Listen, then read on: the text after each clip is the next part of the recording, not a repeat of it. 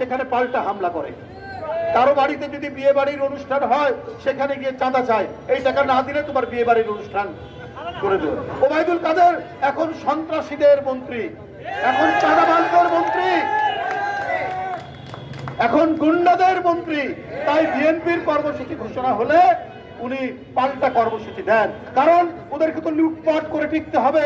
ওই সমাজ কল্যাণ মন্ত্রীর শ্যালকের মতো 15,000 কোটি টাকা ওই আপনার ফরিদপুরের ছাত্রলীগের নেতাদেরকে কোটি কোটি টাকার ব্যবস্থা করে দেবেন। এই কারণেই এই ক্ষমতার সোনার হরে তারা ছাড়তে চান না। বন্ধুরা আমার, আর বক্তব্য দীর্ঘায়িত করব না। যে কথাটি এখানে বলেছে যে লালবাগের সোহেল প্রচন্ড ডায়াবেটিস তার মাথায় উঠেছে, মাথায় ডায়াবেটিস উঠলে বাঁচতে পারে না, সে এখন চোখ দিয়ে কিছু দেখতে পারে না, কাতরাচ্ছে, কিন্তু তাকে কোনো চিকিৎসা দেওয়া হয়, সে যাতে ধুকে ধুকে মরে যায় সেই ব্যবস্থাই করা হবে।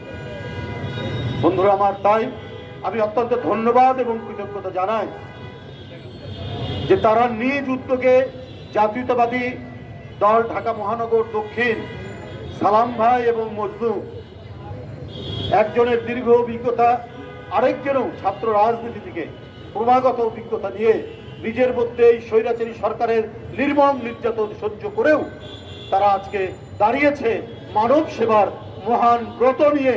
এই খরতাপ এবং আগুন, এই অগ্নিবর্ণ রূপ নিয়েছে যে ওয়েদার, যে জলবায়ু, যে আবহাওয়া, এর মধ্যে সাধারণ মানুষকে, রিক্সা শ্রমিকদেরকে এবং অন্যান্য শ্রমজীবী মানুষকে পানি এবং স্যালাইন দেওয়ার এই মহতি উদ্যোগের জন্য তাদেরকে ধন্যবাদ জানাই, কৃতজ্ঞতা জানাই।